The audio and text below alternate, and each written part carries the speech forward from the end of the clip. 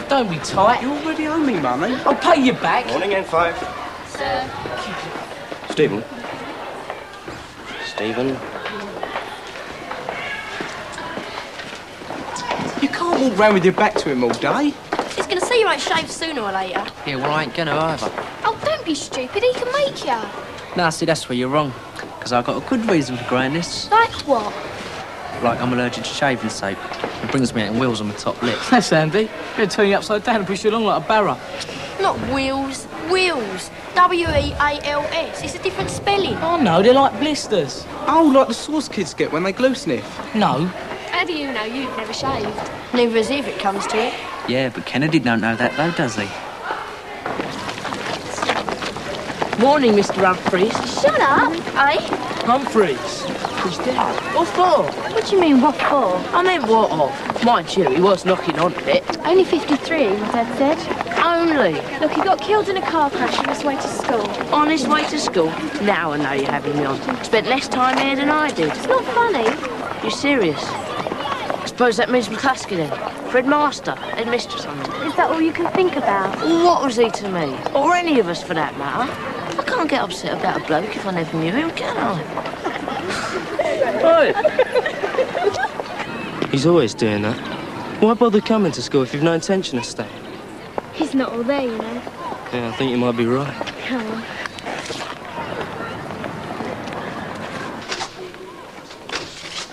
I see Miss Partridge has wasted no time in making her presence felt. Pardon? Volunteering to take up the collection for Mr. Humphreys. Not the sort of job one usually rushes for. Sure, there are other things she'd prefer to be doing. Quite.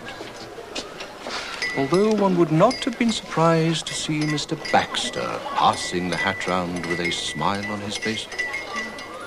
As it is, I imagine his will be the heftiest contribution of all. With the possible exception of Mrs. McCluskey, of course. Thanksgiving offerings. For a useful shove up the career ladder. I don't believe I'm hearing this. I'm only saying out loud what others are doubtless thinking. Well, can you spare us your bluntness, Mr. Bronson? A man has died after all. Besides, I can't imagine too many people complaining when Mrs. McCluskey is confirmed as head of Grange Hill. Jumping the gun, aren't you? Am I? She has all the necessary qualifications.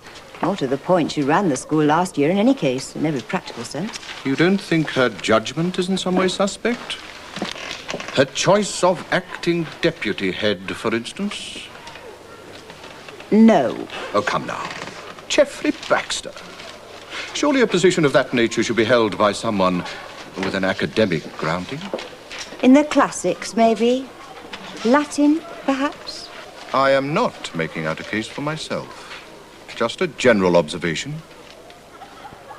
I mean, sport. And that's another thing. If Baxter is confirmed as deputy head, they will have to appoint a new head of sport. Mrs. Regan can step into that position. Yes. Now, fortunately, there is still an official selection procedure to be undergone. Sanity may yet prevail. Excuse me. I have a donation to make. That man. A sports master as deputy head. A woman as head of sport. Not to mention a woman as head of school. Must seem to him as though the world's gone mad. He's a dinosaur. On his way to extinction. Oh, don't you believe it. What's up, Chris? I know Bronson's not your idea of good company, but... Oh, it's not him. It's a boy in my class. Stephen Banks. Not the one that's struggling to grow a moustache. Have you seen it? With great difficulty. Precisely my reaction when I first saw it. Should have known better. Been a bit less insensitive. Oh, come on. It's a bit of a joke. Not to him. Especially at his age. How old is he? 15, 16? He's a few years to go yet before he's a man. Oh, is that what a moustache makes you? A man? Oops. Sorry, Chris. Roz, I just wanted to ask you, now, what are you going to do? Right, N5. Holiday projects. Oh, not again, sir. We've done all that. But that's just it, Kevin. You didn't. Neither did Maguire. The only two people in the class to turn up completely empty-handed on the first day of term. Mr. Smart never used to make us do zoology projects, sir. Knew there weren't no point. And he wasn't far wrong in your case, was he? I'm talking about spending most of the holidays looking for books you can't find in the local library. Mr. Smart knew what a waste of time it could be. You can use the school library now. Well, that's a laugh. Is it? Yeah, you've been in there lately, sir. The librarian's gone really moany. Yeah, why didn't they replace the other librarian who left, sir? There should be two of them doing that job. Yeah. Not much point, they'd have nothing to give out. Most of the books have gone missing anyway. Yeah, and you talk about extra reading. It would be handy if we had something to read. I bet you that's why Smart left and went to that public school. You can bet your life they won't be hard up for books. Or anything else for that matter. Possibly, Julie. No possibly about it. All right, that's enough. So then why bring it up again, sir? Because, Kevin Bateman, I have been giving some thought to ways of making money. If you come up with a winner, sir, let me in on it. To buy books, Sam, for the school library. Although, mention of a winner does bring me to my first scheme. Stephen. Sir? When I see you and the rest of the class for English this afternoon, it will be in the physics laboratory. English in the physics lab. And you will be minus the moustache which you are presently hiding behind your hand. Will I?